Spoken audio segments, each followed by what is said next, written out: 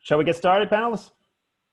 Sure. Okay. All right. Good evening. It is 7 o'clock here in Manhattan. Welcome to the fourth installment of Say It Ain't Contagious. I've said this before, but I will say it again. One of the few bright spots in a really dark year, in these dark times, have been these series of conversations that we've had since the summer. And I really have to thank Lincoln Mitchell in particular for putting me in touch with this wonderful group of baseball fans, writers, scholars, thinkers. My fellow panelists, Adrian Burgos, Craig Calcaterra, Steve Goldman, Lincoln Mitchell, of course, and Tova Wang, to talk baseball, to redefine and reimagine what talking baseball might look like in these dark times. My name is Frank Guridy. I'm a professor of history and African American and African diaspora studies at Columbia University. And for this session, I'm going to take over Tova Wang's role. If you've seen our sessions before, our previous installments, Tova Wang has done the extraordinary job of herding us through these sessions. I'm going to sort of be the moderator today, and Tova will be one of our panelists. Please note that we are recording this session. So if you don't want to be recorded, I guess you'll just have to leave. And you can just watch it on YouTube, as Lincoln will make it available on YouTube as we have done in the past. Okay. Tonight, we're going to shift gears and we're going to take up a question. The question, as you noticed, perhaps in our in the flyer, the announcement of our session, why we think baseball still matters. Why does baseball still matter? To ourselves, to our communities, to the nation, and maybe even the world. You may have noticed that that we in previous sessions have done a really good job critiquing Major League Baseball in particular, critiquing in particular the commissioner's office and ownership class. I think we've offered some very compelling reasons why we think baseball gets it wrong, and certainly during in recent years, and certainly this summer. As the country still is wrestling with the ongoing struggles around COVID-19, around the political turmoil we've been experiencing, the protests spurred by the movement for Black Lives, right? We've offered, I think, a number of fascinating discussions and critiques of why we think baseball gets it wrong many times. And we'll certainly probably give some of those critiques again. This is a group that is very skilled at offering insightful critiques. But I think we're going to try to do something different here and to talk about, an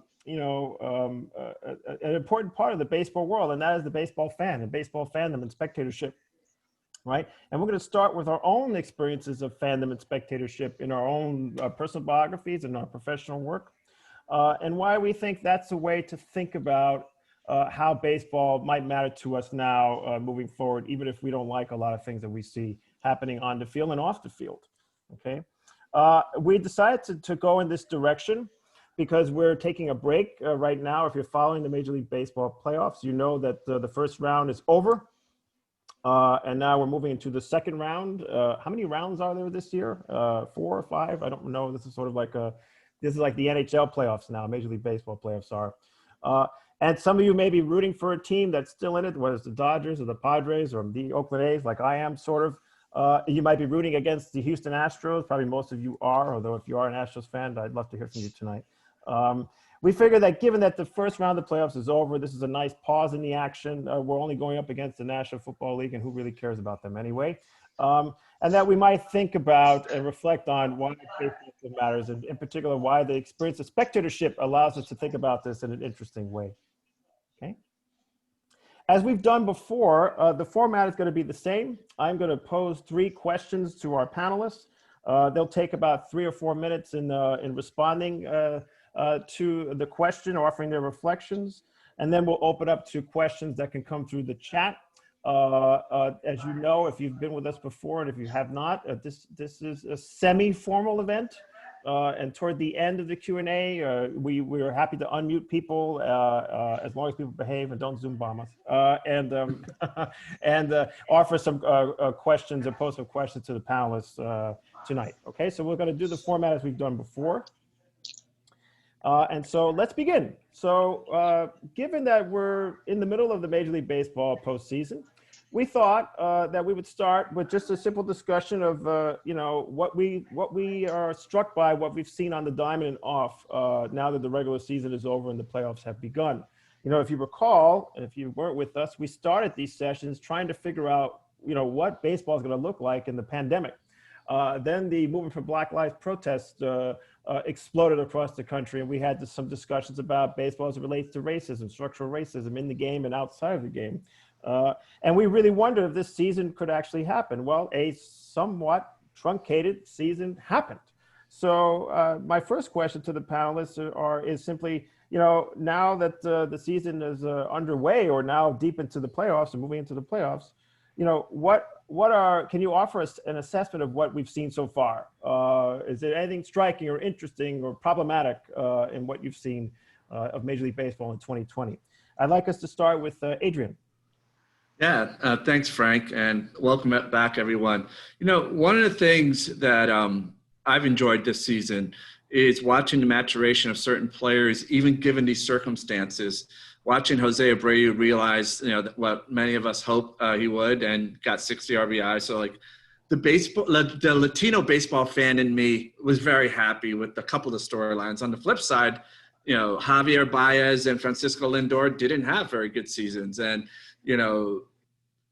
I wonder how much, ongoing situations are affecting them beyond the playing field, what's going on in Puerto Rico, what's going on in their communities. I was on a panel with Francisco Lindor a couple of weeks back with MLB, and one of the interesting things that he raised was how indeed the protests, the Black Lives protests that have been going on this year has affected how he's thought and been more willing to speak out within the clubhouse about racial issues and his own experience. So, that's one of the things that I find interesting. Looking at the postseason, I was so upset when J.C. Tingler kind of called out Fernando Tatis for dishonoring the Texas Rangers through his swinging at a 3-0 pitch. And knowing that Fernando Tatis is very much the future of the Padres. And, the same way we might say the Washington Nationals are building their team around a Juan Soto, the success of the Padres and how we relate across lines of culture and understanding that Fernando Tatis is not a recent phenomena about Dominicans just learning how to play the game the right way, but he's the son of a former major leaguer. He comes from a long tradition. And for me, that storyline continues to percolate up in all kinds of ways is such a continuation of baseball drama the way it's been for a while. Yeah, thank you for that. Yes, no, Tatis is giving us a reason to root for the Padres, along with their refashioned brown and gold uniforms, which I used to like back in the day. Yeah, no, absolutely. We've talked about Latinx, Latino players in the game, and to see them continue to excel, even in some, even those who haven't, just underscores the centrality to the sport. Tova, what have you liked, or what have you been impressed by or dismayed by so far? Well, first of all, with this group, if you had Fernando Tatis on your bingo card, just check it off. Because I have Tatis also down as one of the things that I really enjoyed about this year and will, enjoy in the postseason. So I'll scratch that off. But, so despite all of it, and despite the best efforts of all you guys to ruin it for me, I've actually had some fun this season. Including some of the postseason stuff that's going on. With all due respect to Lincoln, I have enjoyed the Dodgers and Mookie Betts. And, the Yankees have been winning. They had a difficult time at one point, but they're winning now. And all right, I'm going to say something that might be controversial, but I enjoyed the wild card last week. I know I shouldn't have, but I liked watching during the day, like during March Madness. I don't think I would want it in the future, but I thought it was fun. And then, same for some of the other changes they made for this year. I'm not saying I would want them again necessarily. My instinct that I am pretty much a traditionalist would be to say I hated all the new rules. But I don't know. I would love for the doubleheader to come back in some form, or I see my name in the chat. I'm not sure what they're saying about me. I would love to see the doubleheader come back in some way or another. If the seven inning thing, I don't know. We'll see about it. But one thing that I will say was awful was the piped in fan noise, which I absolutely hated, and the cardboard cutout fans. On the more public side of things, look, I wish MLB was the NBA. I wish they were that outspoken. And I wish that they would have been more out front on Black Lives Matter and now voting the way, basketball is. But, at the same time, give it its due. People probably know that baseball stadiums, a lot of them are going to be used as polling places along with basketball arenas. I don't know if you realized, but last week the Dodgers did stay in the clubhouse during the national anthem.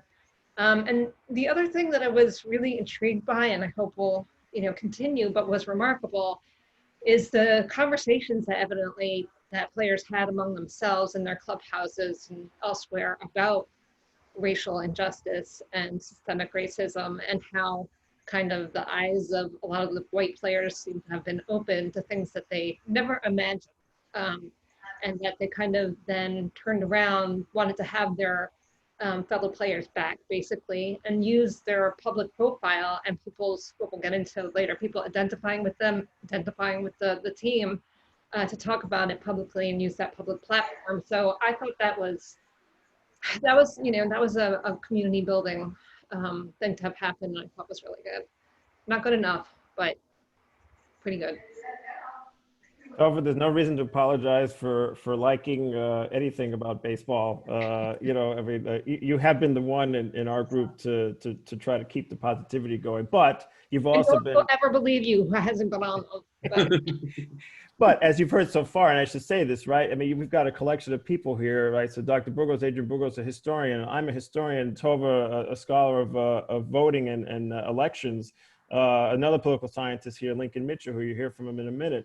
And then we got two stellar baseball writers. I mean, I think your comments already have shown that your own particular preoccupations show up in the game in an interesting way. So speaking of the baseball writer, let's go to Craig Calcaterra. Craig. Hey, everybody. So I probably am one of the most, one of the more notable nattering nabobs of negativism when the season was getting underway or almost getting underway. I didn't think they should even be playing it.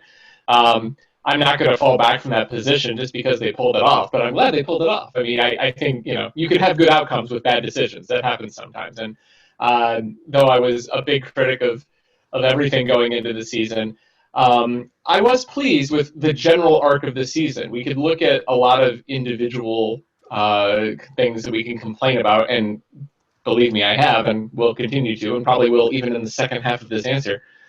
But I was happy that we got a season arc. And I think I even brought this up on Steve's podcast the other day, so I'm repeating myself. Sorry, you guys get reruns. I was happy that we had a recognizable beginning, middle, and end of the regular season. And that so far anyway, the postseason is feeling like the postseason.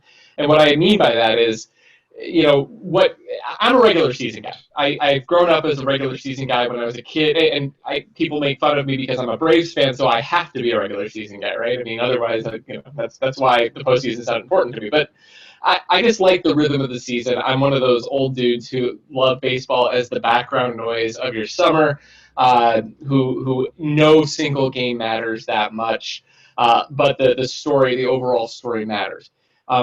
Part of that is you get the ramp up, the feeling out process. What is this team? What are they all about? You get that middle, the difficult middle. Are they handling the adversity? Are they starting to get tired? And then you have the stretch towards the postseason. We could argue about whether or not that stretch was really meaningful given how many teams qualified for the postseason, but I felt it. I still felt all the same vibes of a regular season that we normally got, even though it was 60 games. And that was satisfying to me in a summer and early fall that was horribly unsatisfying to basically everyone on the planet. That was something. Baseball has never been the most important thing in my life, even though I've made my career out of it. In any given summer, there is something else going on in my life that is more important, whether it's my family, my kids, my job, my education, the things going on in the world. That's obviously the case this year as well. But it was there. And the fact that it's there as a fallback, the fact that it's there to give me something to think about that isn't anything else, not because we're going to pretend the other things don't exist, but because it's something else that helps balance the scale a little bit. That was a good thing about this season. And I was really, really worried at the beginning, even if they started it, that we wouldn't get that feeling in only 60 games. As far as the negative goes, and off the field kind of thing goes, I'm not naive. I don't believe that Major League Baseball is not a business for profit. I have written many tens of thousands of words about baseball's profit motive and the way they work, but it was laid really, really bare this year. With the idea being that all tradition doesn't matter anymore, we could do whatever we want. Some of that's good. I mean, that's, one of the things I like is that I think this might open the door for us to get out of traditional division and league alignments. We might change a lot of things, which I think is fun, but it's also the fact that there's nothing sacred anymore. Rob Manfred has made it very, very clear that everything that is a cash grab is what will be first considered, whether it's expanded playoffs, whether it's admitting fans into the World Series in Dallas, which is, I think, reckless and irresponsible. All bets are off. They used to at least pretend that it wasn't about that. Now there is no reason for them to pretend, and they're not even trying to pretend, and that's very, very depressing for me as a baseball fan. Yeah.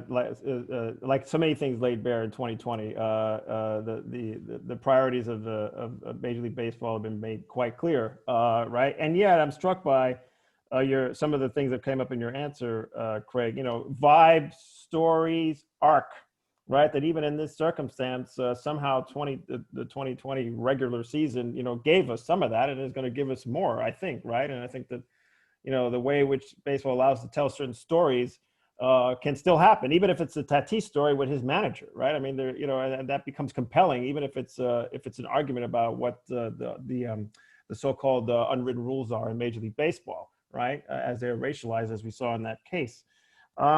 Lincoln, so you're going to have to put up with a lot of bad things tonight. We can't talk about the Giants, although I'm sure you'll find a way to talk about them. That we're going to hear about some Dodger stuff. The Giants are not in the postseason, but I'm sure you have something to say about 2020. So please share with us your thoughts about the season so far. Well, I always like speaking after Craig because then I sound upbeat. What struck me about this season was that it felt to me like baseball was finding its context and its relationship to the rest of America and the rest of American society in a new way. It was no longer stick to sports writ broad, right? It had to occur in the context of COVID. And when all this started, we didn't think anybody would necessarily take a knee. And turns out, yes, perhaps more, perhaps less than we might have liked. But the Black Lives Matter movement moved into baseball. And that was, to me, fascinating and hopeful. As Frank so kindly pointed out, the Giants were eliminated on the last day of the season. But I want to say that as a fan who is very much, we'll get at this more later on the talk today, a fan of teams. I mean, to me, being a baseball fan on the day-to-day is about being a Giants fan and a Yankees fan. But it felt like playing with house money, particularly with the Giants. The Giants got eliminated on the last day of the season because the Padres beat the crap out of them in the last series. But, besides the extraordinary opportunity of the Giants beating the Dodgers as underdogs in the playoffs, it kind of felt like, so what? The season didn't matter quite as much to me on that visceral level. So that made it a little fun. It wasn't as stressful as it has been in the past for the last 30 or 40 years. I think the season felt weird, right? I mean, this 7-inning doubleheader is a terrible idea for reasons that may not, for all the obvious reasons and some not so obvious reasons. The starting with a runner on second base in extra innings is I don't even like it in Little League, frankly. But there were some other fun things. There were some games just on their own that were great. Some teams scored 20 runs, right? Just last week, there was a playoff game between the Reds and the Braves that went 13 innings, right? And was 1-0, the final score. The Braves won. That's a great, that's unusual. It's cool. The only thing I would have loved that even more if, Pablo Sandoval had a pinch hit home run after just being put on the roster, but you can't have everything. But so there were these fun, quirky things, hot streaks. Is somebody going to hit 400? That to me made it fun. I want to pick up on Craig's notion of the arc because for me, one last thing before I do that, it helped me get past the sanctity of the 162-game season. I've never been a fan of expanding the playoffs, but now it doesn't bother me. I see that a short season in a tournament, obviously under extraordinary circumstances, is fine.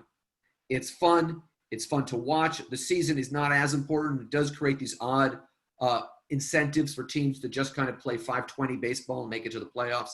And I don't like that, but it can work. And that to me, one, makes me think I'm not quite such the old kind of curmudgeon as I think I am, but also that that baseball could become interesting. It could go in interesting places. But I want to get back to this question about the arc, because this to me was the most interesting thing about the season. I disagree with Craig in the arc of the season. That felt weird for me because there was a middle and the end. I didn't feel like there was a beginning. The beginning is, it's April, it's school still in session. It's, it's getting to the Seder late because you're at baseball practice or at a baseball game or something, right? So none of that was there for me. And then the middle is, it's summer. And of course this year, in a 60-game season, you don't really get your sea legs because boom, you have a 5-game losing streak out of the gate and you're in bad shape. So the arc, that arc wasn't there for me. The arc that was there was the larger arc of baseball over the years of my life. So for example, the realization that Mike Trout is not the new young star, but that's Fernando Tatis, right? That there are other guys who've taken that role. That guys like Buster Posey, who wisely I thought took the year off, are winding down their career. That longer arc, to me, was very reassuring. That baseball does go on in that way. That players who, players who become managers who are now, you remember seeing, their fathers play in the case of Aaron Boone. So that arc, to me, was very reassuring. And that continues. And that this year, whoever wins the World Series this year, let's just say for the sake of arguments, the Yankees, there will be Yankee fans who say, or Yankee haters who say 29.5 World Series wins, but that's okay. There will be, I'd rather have this World Series than the one we had in 1994. So the long span of that arc to me was really reassuring, and I wasn't sure I would feel that way, but I did. Yeah, it's interesting, and I want to definitely jump back to your comment, of course, Lincoln. That I think you put it as a Black Lives Matter moved into Major League Baseball, and it did in a very clumsy and watered down way, but it did. And there's so much more, as we've said in previous sessions, about what a Black Lives Matter campaign could actually look like in Major League Baseball, and the ways in which we could actually incorporate Latinx and Afro-Latinx ball players, and to really have a serious discussion about how the game is managed and how the new Mets owner is going to bring back Sandy Alderson to help him run, the Mets, even though he's a kind of a dude who's had that job before, right? But yeah, no, I think your reflections on arc are spot on too, right? I mean, there are arcs there, and then sometimes there were not, and the way in which it jumped off in its clumsy manner, it shows you that it was hard to hold on to an arc. And I definitely want to pick up, but we will pick up on this theme of what fandom looks like, right? Because I think in our conversations before, we've talked about, fandom is usually associated with you liking a team. And I think even in the chat so far, we're seeing the ways in which people get into the game, aside from just being a member of a tribe that they associate with their home team. Steve, the historian of baseball prospectus, give us your reflections on 2020 so far. Well, like Craig, I didn't think they should play. I didn't think it would necessarily be safe. I'm not sure even if it's just Eduardo Rodriguez of the Red Sox who didn't pitch this year because he suffered from myocarditis, which is one of the offshoots of COVID-19. I understand he's doing better. They expect him back next year. But if anybody has lasting consequences from their exposure, I think it was one too many. Like Craig and like Tova, I enjoyed what it was that I got to see when it happened because I love this thing so much. And like Tova, the fake crowd noise was just a curse that I greatly hated. It's manipulative. The cardboard cutouts didn't bother me. I liked the teddy bears, the giant teddy bears that they had in Oakland. Somebody hit a home run off of one of the teddy bears or fouled one off, and the teddy bear hadn't been paying attention. So he kind of flinched, but he bounced right back. Unlike a real I've been to games where I've seen people hit by balls where they had to be carried off with blood streaming off their face. This is before all the netting has been extended around the ballpark. So the teddy bears, in a way, relieve a lot of tension in terms of the thing that's printed on the back of the ticket that you consent to risk your life in the stands. I do think since it probably won't be safe to have fans in the stands as of spring training or April, they should take the extra time to upgrade to audio animatronics Disney style and have just fully three-dimensional teddy bears or the cutouts. I think that would be fun for people, but they have to recreate them at the same mixed scale that they have. So we have 7-foot tall babies.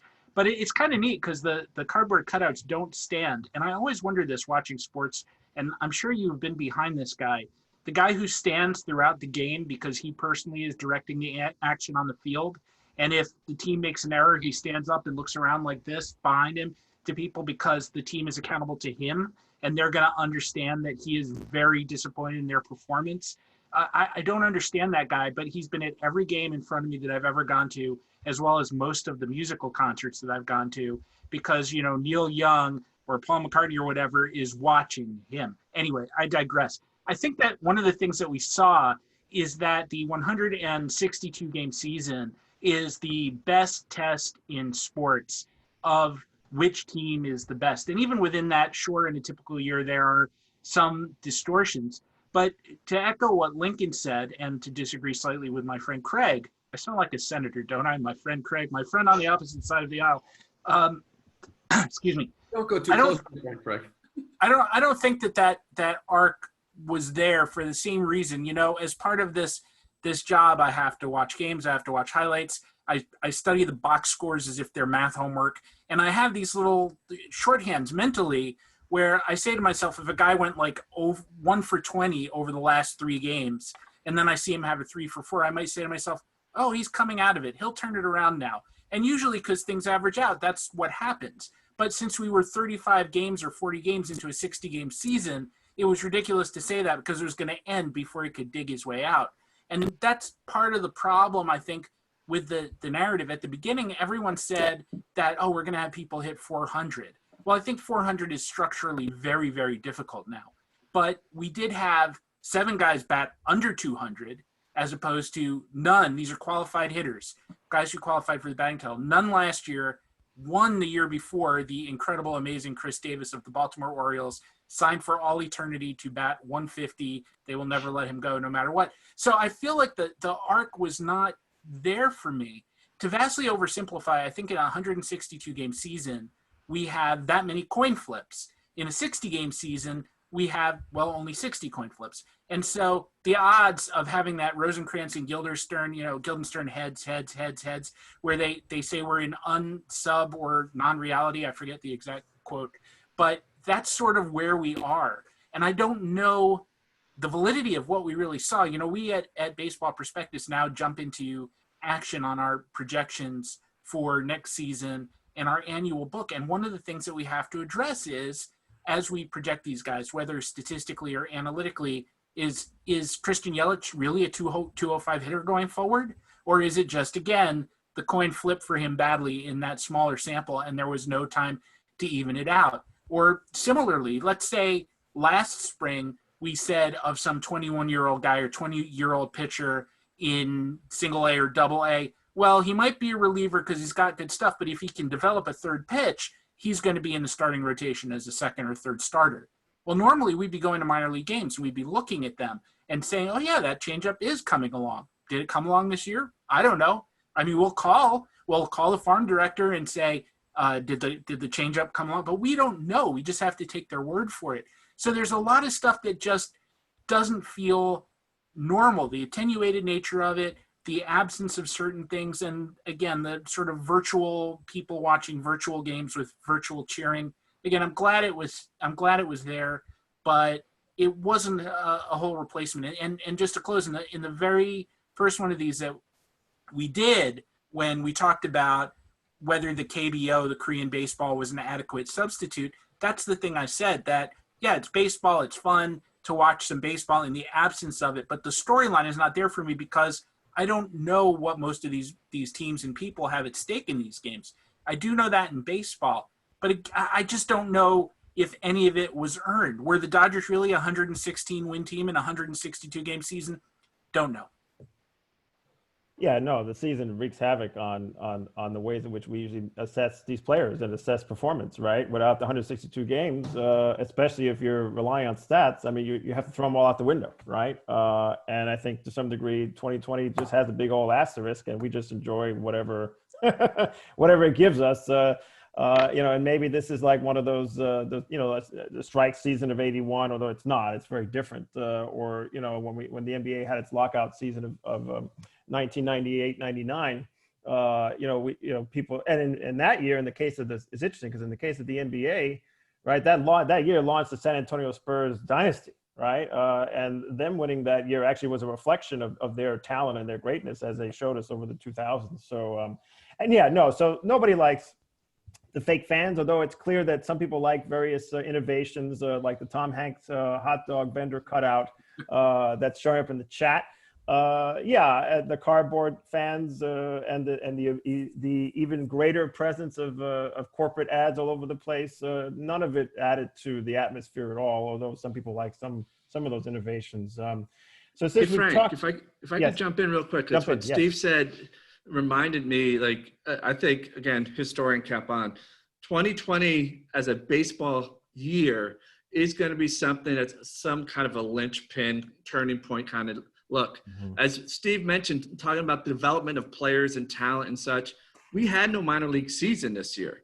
And one of my former students here at Illinois, who had been drafted by the Cubs, had gone up to A-ball last year, had no year. And so you have a whole year of players who didn't get that development, didn't get that time on the field.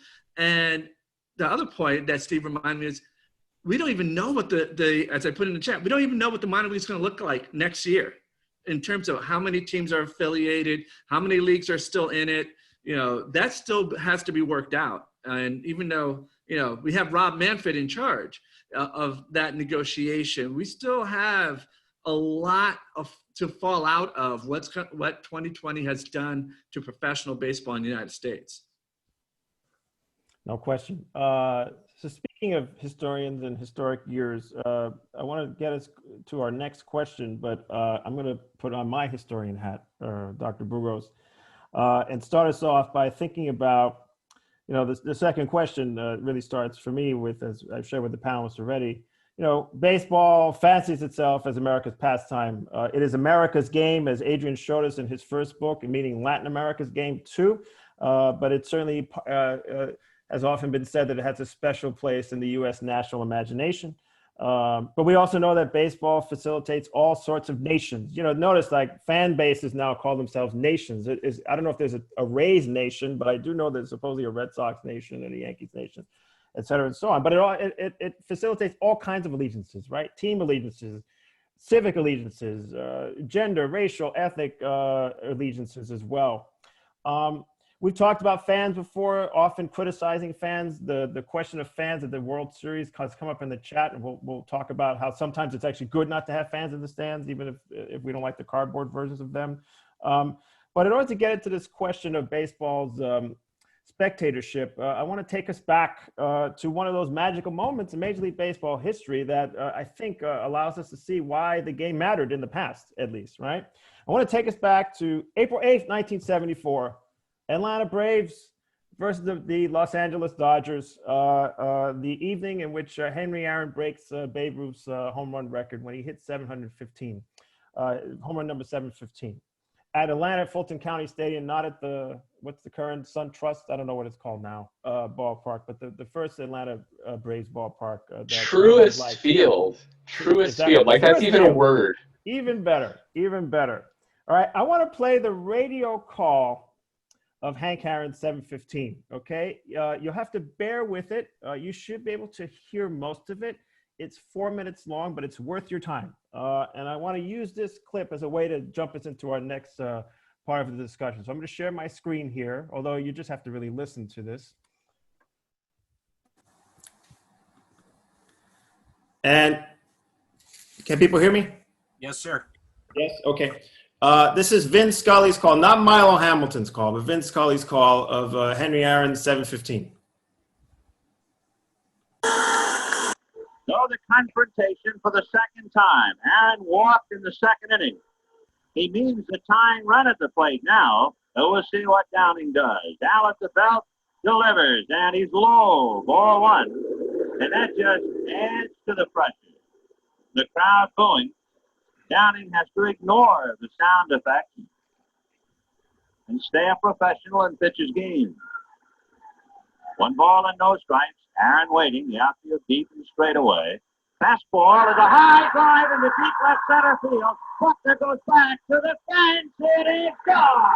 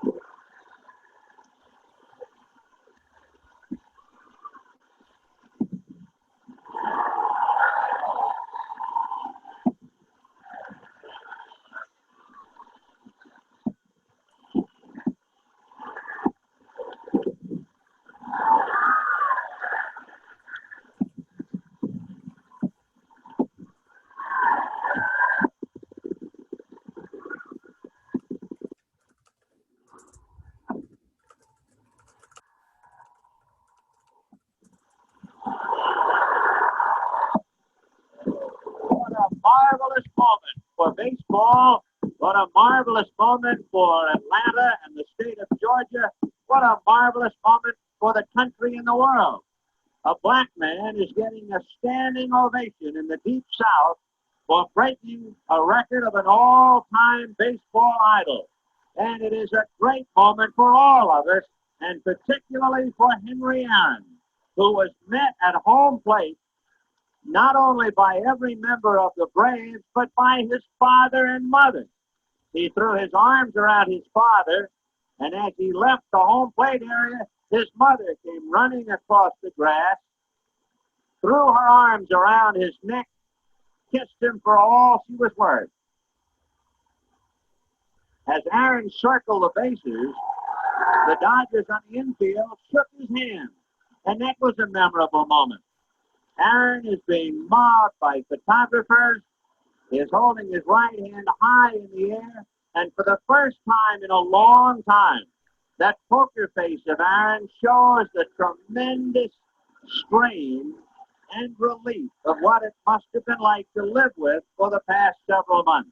It is over.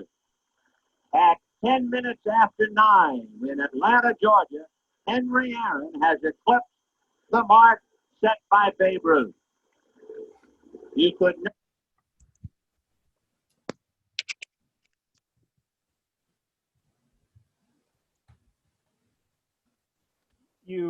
The sound is not great. No, that's not John Sterling. No, not at all. That's Vince Scully telling us doing master broadcast do. Right? Henry Aaron breaks Babe Ruth's home run record, as we all know, right? He had received all this hate mail. He underwent enormous pressure. Nobody wanted him to break it, though a lot of people did. And that moment really, I think, crystallizes one of many moments in Major League Baseball history, how baseball matters, right? How we see the athletic excellence of a Henry Aaron, right? His wrists, his powerful wrists, muscling that home run over the left center field fence. We see it happening in Atlanta, Georgia, the Deep South, right? The beauty of Scully's call, right? Going right there, right? Highlighting the significance, the racial significance of that moment, right? Talking about it, not as Atlanta was moving into the early post-civil rights era, right? This is when the recently elected first black mayor, Maynard Jackson, had become the first black mayor of Atlanta, Georgia, right? we don't hear the crowd. You didn't hear it so well, but the way that Scully allows you to experience the crowd, if you just listen to it on your own time and your own computer, right, allows us to see, I think baseball at its best, at least at that time, right? Featuring extraordinary athletic excellence in a historically significant moment, generating this enormous outpouring of joy in Atlanta, Georgia in 1974, all right? When we were having our conversation, I couldn't help but go to that radio call. It's something I've listened to many, many times over the years, because I think that as much as we criticize spectatorship and fandom, it does, around the game of baseball in particular, it does facilitate kinds of communities and possibilities that I think we could talk about perhaps, or maybe we've experienced in our own professional and personal lives. And maybe we could circle back to some aspects of that call in the middle of our discussion, but really this is my way of getting us into discussion of spectatorship, and allows us to think about how baseball might matter, right? How it's mattered to us, because we're here because baseball does matter to us, even me, the skeptical historian, and I think it matters to many of us on this call, on this session tonight. So I wanted to start really with this question. I mean, you could address the radio call or not. It was more just a segue to move us back in time and to bring us more to the present. To think about, in your own experiences, right, how has baseball mattered to you, right? How have you experienced spectatorship in particular? Is it something that you associate with team? Is it something that it's a bigger allegiance making for yourself? And perhaps you might talk about that as it's related to your own experiences in your professional and personal lives. And so we'll start with the self-proclaimed negative voice in our group. We'll start with Craig. Yeah, and I'll own that. I'll own being the negative force. But I think what I want to talk about, though, is when baseball's been a positive to me. And I don't want to jump the gun into what I know is going to be our third question, but I'm going to note that I've mostly been a man without a country when it comes to being a baseball fan for most of his life. I have never lived in the same city as a Major League Baseball team in my life. When I lived in D.C. area for 3 years before the Nationals were there. I lived outside of Detroit when I was a little kid, and then I've lived in West Virginia, Central Ohio. So I've never been that guy I'm at the ballpark 40 times a year. That's never been me. I've also never been a guy for almost my entire life, except for when I was a very little kid and I liked the Detroit Tigers. I was never around people who were fans of the same team as me. I didn't have conversations with coworkers about, hey, our guys are doing good or whatever. So that whole notion of there are guys has never been part of my lexicon. I have never been a we team guy. Not just because of some philosophical or intellectual thing, but because I've never been part of a community like that. I was a Braves fan from the time I was 11 years old because I lived in West Virginia. That's all I could get on TV. It was a solitary pursuit for me. My parents were not sports people at all. My dad was vaguely aware of sports existing in the world, but I came to it just by myself. My friends generally were not into that. Baseball is not a huge thing in West Virginia. It's not a huge thing in Central Ohio, where I live now. This is Buckeye country. It's rare. When you find it's weird. I find a baseball fan where I used to work or at a bar or something like that. It's like, oh, it's like we're in a secret society, as if it's not the national pastime. So it's always been a personal thing for me. And it's also been not a for its own sake thing for me. I don't identify the important points of spectatorship and fandom in my life necessarily for the event itself. In 1995, the Braves won the World Series. That was huge for me. As a Braves fan, it was gigantic. And I will always remember it. I remember where I was when I was watching it, the whole deal. That's kind of like the exception. Like I don't think of, oh, that was that great moment that happened on the field just for its own sake because it was a great sports moment. And I think this gets to maybe how I sit as a fan and how baseball fits into my life, even though it's my job. It fits into my life as a comment or a reflection or something that I could use to think about the greater world. In 2006, and I've told somebody these stories before, so if anybody's heard this before, you can mute me, I don't care. In 2006, I was working at a law firm here in Ohio, in Columbus, and I was pretty burnt out. I was on the partnership track still, but it was getting a little shaky. It was hard. It was, those 70, 80-hour weeks. I had 2 little kids at home. I was out of shape. The environment in my law firm was not a good one as far as just like, interpersonal skills and health and things like that. I was probably drinking too much because, you want to be one of the boys. And I was in charge of a bunch of young associates, summer associate types, law students and people. My job that summer was to make sure that they were entertained and challenged at work and everything like that. And I decided to take them to a ball game, to a Cincinnati Reds game. And I planned this 2 months in advance to get all the tickets and do all the things.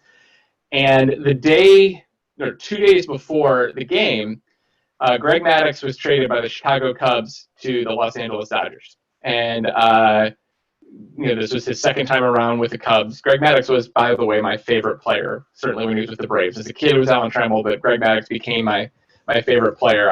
Everything about his game I loved. He was a guy it was an appointment viewing.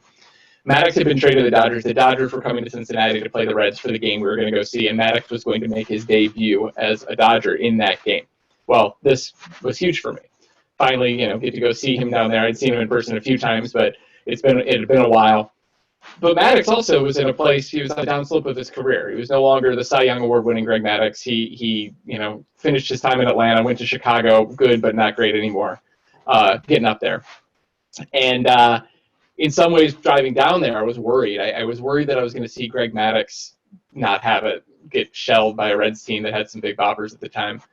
And I almost was afraid to see it happen. I didn't want to see somebody who had it once not have it anymore.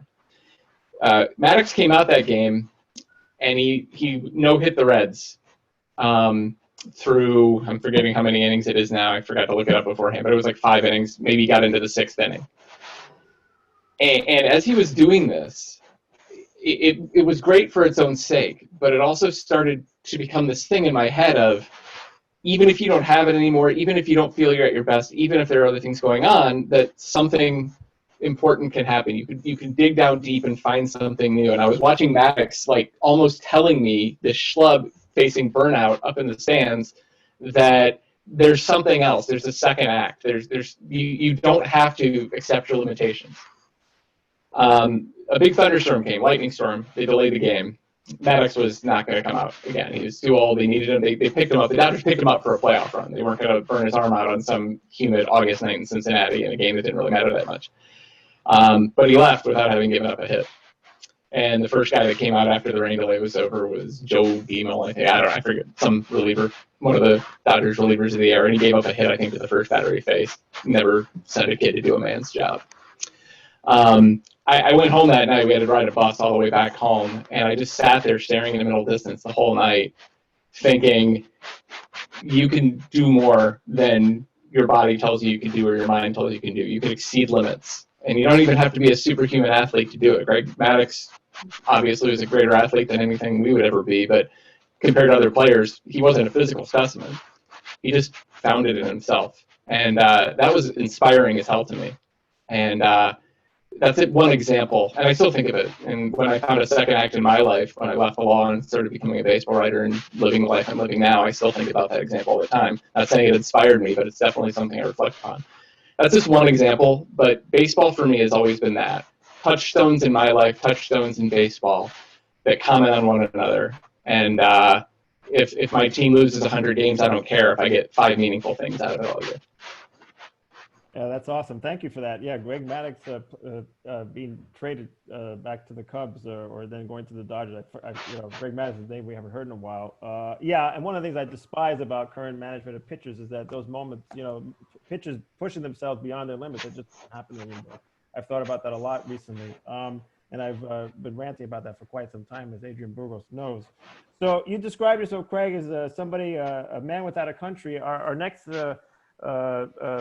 person in the order, Tova Wang, definitely has a country. At least that's my impression. So Tova, I have a city. And I don't know if I have a country anymore, but I've got a city. Yes, that's right. There you go. I stand corrected. So tell us, give us some thoughts on this question. You had some interesting comments about this when we were talking about this before the session. Yeah, I think Frank made me go after Craig for a reason. So disclaimer, I probably will be playing the role of the ridiculous fan tonight.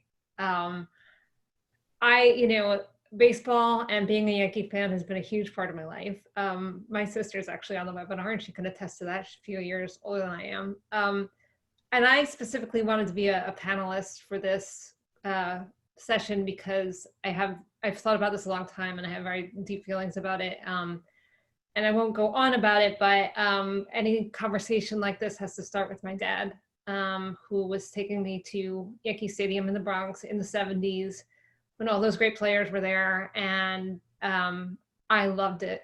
I loved it so much. And it became such a fundamental part of my relationship with my dad, who I was very, very close to in many, many ways. But it was a huge thing throughout our whole lives. It was like we had our own secret code language my entire growing up. And I could tell you a million and one stories about, my whole growing up time and the special relationship I had with my dad, and bonding over baseball. But there's also on the other side, in the more recent years, and Lincoln can attest to this, sadly, perhaps, my father started to fall into dementia in the later years of his life, and he would forget what he said to you a minute ago, but he remembered everything about baseball. He he'd be like, oh, that guy played for, the Cubs in 1993, and then he got traded to this and this, and he, and his average was that. And it was incredible, this synapse in his brain. And it allowed us to continue to connect for those couple of years at least, that he was not really able to connect on a lot else. And I will use this opportunity to say, I had Lincoln come and speak to him in the hospital. And they just had a great time kibitzing about the old New York Giants, which was my father's original team. So it has been a huge part of my identity. Loving baseball has been a huge part of my identity. It makes it very easy for people to know what to get me as a gift. I have found I have so much Yankees crap. I have this I just got this today. It's a leash for my dog. It's a Yankees leash. But it's also, I think, part of my identity as a New Yorker, and it made me feel connected to other New Yorkers. It's part of that, I don't put up with whatever kind of New York thing that goes on. And so I think that's a huge part of it too. And then with the bigger picture stuff, I think we're trying not to call it tribalism, fandom. It's amazing the way if you don't know somebody and you just find that they love baseball too, or they like baseball too, it's like, boom, you've got a relationship. I didn't know how much I was going to like all you guys, but I never met most of the people on the panel, and I love you all now. And it's not just because of baseball. And so, I think that that's really special. And so I can meet anyone that way. And unless I find out that you're a Republican, it's all cool. And I have liked even the part of being a Yankee fan that hates the Red Sox. It's a lot of fun. I like trash talking with my friends, and I have way too many of them who are Red Sox fans. And, they're brutal. They're brutal. They come up with stuff that I never could actually, but, that's fun for me, and it has never really crossed the line, I don't think, except for maybe the amount of Yankees stuff I have. It's always been a really big positive thing in my life. And I think that, so maybe we'll get into this more later, but, in my real life, I do study voting and political participation, and how to do something about it. And I've spent the last few years studying social movements and their impact on voting, and people's likelihood of voting. But one of the things that transcends the social movements I've looked at, which particularly include the youth activism movements that are happening right now, is there seems to be an incredible human desire to be part of a collective, to be part of a group, and to have something that commonly bonds you. And all of the people that we've talked to and interviewed in the process, whether it's the climate or some other issue, have found deep, deep friendships by meeting other people who care about the same thing. Now, obviously, baseball and the Yankees and all that might not seem to be on the same level, but I think it sort of fulfills the same human need in what it's usually, I think, a positive, fun way. Thank you for that, Tova. Yeah, we've done our share of trash talking about the Yankees. I put my little Yankee hate history in the chat.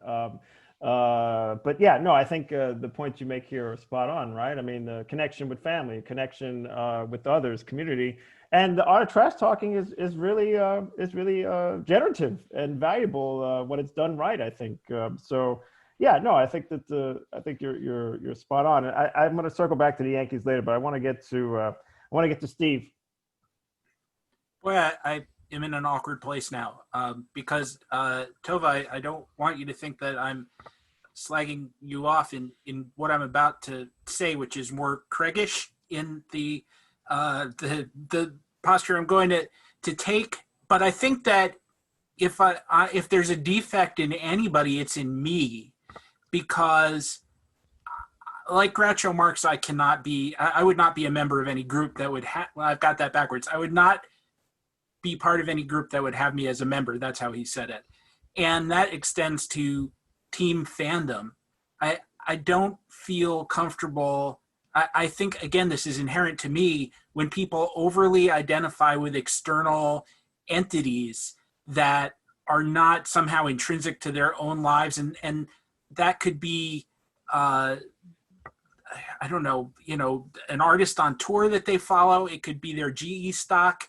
It could be a baseball team. And this is a lousy position for me to be in. And Craig and I were just talking about this the other day. It would be a lot more lucrative for me, and my career would have been a lot more linear if I could have been that guy who is just psyched to talk about sports in those terms instead of using it as an analogy and a metaphor and a gateway to a lot of other things, or even within the way that we talk about sports, which is sabermetrically, as opposed to the more typical rah way that people talk about it. And I feel very Joe Biden-like in my speech patterns tonight, and I apologize for that. I too am not senescent. When people say we need a new third baseman and they are not the general manager of that team, I cringe inwardly, even though I know a lot of people who say it. And if you say it, that's fine. You've bought into what they're selling. That's the thing that they're giving you, that myth of that is the whole community that baseball forms. I just find myself as a casual observer outside of that. And again, that might be me. Although I think growing up roughly when you did, Tova, that had I been inclined in that way, George Steinbrenner would have cured me of it, because like you, my formative baseball experiences were going to Yankee Stadium with my family. My mother's side of the family all came from the Bronx and initially lived basically within a block of Yankee Stadium. And, I was there for a lot of that Reggie stuff. And then, George Steinbrenner spent the next 20 years trading everybody who was under 25 for everybody who was over 35 and telling us to enjoy it. So instead of Reggie, we got Steve Kemp. And that really didn't work out. And then 5 years after that, we were down to now batting number 20, Alvaro Espinosa, number 20. And that was as far removed from that experience. You could, however, walk up and get prime tickets and possibly the scalpers would pay you. That's how different it was. So I just have learned to distrust that kind of inclusiveness. In terms of the kinds of rivalries and communities, I liked Ken Phelps though, Frank. It was a horrible trade, but I like Ken Phelps as a concept. I'm sorry, I shouldn't be reading the chat and talking at the same time. Ken Phelps was a sabermetric dream. Walks, strikeouts, and home runs, that's it. And big googly eyes behind glasses. Anyway, he really did look sort of like the Cookie Monster. Great home run percentage.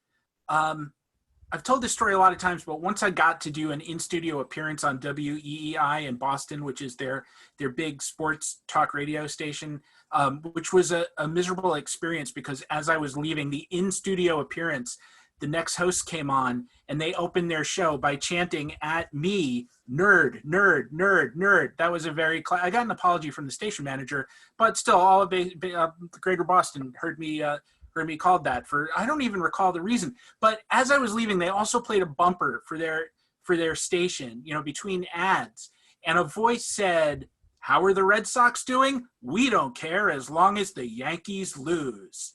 And that's everything wrong with it for me, of defining yourself not by what you've achieved or even what the people you root for achieved, but by somebody else's downfall. I've thought about this a lot, and maybe you professorial types have thought about this too, but Gore Vidal once said that whenever a friend of mine does well, a little part of me dies, and maybe that's connected to that. I know that feeling sometimes, and I don't think it's a good or healthy feeling, even in baseball. in terms of Hank Aaron, I'm probably a glass half empty guy, but listening to that clip and listening to what Vin Scully said struck me as a little bit optimistic in terms of, at that moment, a black man in the South being cheered in the stadium like it was all better. And one of the communities that Hank Aaron's chase formed, as Frank said, was a group of dedicated Neanderthals who sent him horrible hate mail. And there's one that he published, Aaron, in a later autobiography that I still marvel over to the day. And it's somebody sort of doing concern trolling and saying, please, Mr. Aaron, please don't break the record, because every American boy right now has Babe Ruth to look up to. But if you break the record, they won't. As if a black man having that record would negate the value of the record, or even negate the value of Babe Ruth when Babe Ruth is sealed off in the past and we cannot touch him, we cannot affect him. And it didn't change anything about Babe Ruth in the same way that Barry Bonds didn't change anything about Hank Aaron. And so I'm not sure why they care. I mean, tearing down a statue of Bob Lee doesn't change that Robert E. Lee was a Hall of Fame traitor and one of the most effective serial killers of Americans in American history. If you want Robert E. Lee, you have him. There's nothing we can do to change that, but it doesn't mean we have to have the statue. The positive side of it, we're experiencing that right here. And it's that baseball fandom has given me the opportunity to make the analogy that I just made, the one between Hank Aaron and racist writing to him and Babe Ruth and those statues of Robert E. Lee. And, you know, the people, I think Craig said this to me the other day too, that the people out there who are chanting, "You shall not replace us," which is effectively what they were saying to Hank Aaron back then, are a very shallow group. They're a scary group, but they're a shallow group. And I think that similarly, the Yankees rule and the Mets suck people are a shallow group. And there are more people, I think, if you talk to them, like us, who get to experience the game in many dimensions and not just the binary one of winning and losing. I quote this line all the time. And if you've ever listened to my podcast, you probably heard me say it. But in the 1978 Superman movie, the first one with Christopher Reeve, Gene Hackman says that some people can read War and Peace and come away thinking it's a simple adventure story, and others can read the back of a chewing gum wrapper and unlock the secrets of the universe. To the extent, I think we experience baseball that way, and that's what my fandom has allowed me to experience, that there are many more people like that, including those here tonight. I really set this lineup very well for this question. We're getting the diametrically opposed position, but that was part of the point. I have much to say, but I want to keep things moving. So let's get to Adrian, another Yankee fan. That's the interesting part there, Frank. That you got three of us Yankee folks. I don't know if we're all fans the same way, one after the other. But you know, one of the things, I was born in the Bronx on Bronx Lebanon Hospital when it was still on the Grand Concourse. And then my family moves to Fort Lauderdale, a mile and a half from Little Yankee Stadium. And so I was born a Yankee fan. I got my love of baseball from my grandmothers. And for us, baseball was community, it was family. And I remember very distinctly, after college, I taught in Harlem for a year, and I lived with my grandmother in the North Bronx. And I remember sitting with her and asking her, so, how do you define yourself, abuelita? Are you a Yankee fan? Like, how do you define yourself baseball-wise? And she's like, I'm Yankee fan number one, but I root for the Mets because they're from my town. They're from my hometown. And then I root for whichever team has the most Latinos. And that's how she defined her fandom, because it connected across so many different groups, but it was her community. And it was her town, it was her city, and it was her kind of pan-Caribbean Latino fandom, because they had a similar experience as to her. And I learned that kind of fandom through her and through the example that she lived. Going to baseball games, you know, we did not grow up with money, and it was a special treat. And when I was in the Army out of high school, whenever I came home on leave, I would buy tickets and we'd go sit in the right field as close to where we can see Dave Winfield as possible, and as close to the bleachers, but not quite in it, because they were too rowdy. And so, you know, that was family, it was baseball, and it was a way that we connected the present and the past. And that is so much, I think, what many folks don't quite understand about how so many Latinos connect to this game, not just recently, but historically for generations. It's something that's been passed down to us. And it's something that, you know, I learned to love because it was about family and community. Yes, thank you. Yeah, I actually think even with Steve's intervention and Craig's interventions here, although Craig's point here was different, I actually think we're articulating a fandom that's possible, that it's free of the things that we don't like. Lincoln, what do you have? Well, I want to say that I really love watching that Hank Aaron clip, and I'm going to just talk about that for a second. Then I want to answer some of these other questions. And the reason I loved it was because it's why I love baseball. I became a fan. 75 was the first year I paid attention. So this happened right before I became a fan. And so it was always in my mind, Hank Aaron having broken Babe Ruth's record, but there's so much there in that clip. It's so rich. Al Downing, the pitcher, right? Al Downing was known as the Black Sandy Koufax because he was, I think, African-American and left-handed, like Koufax.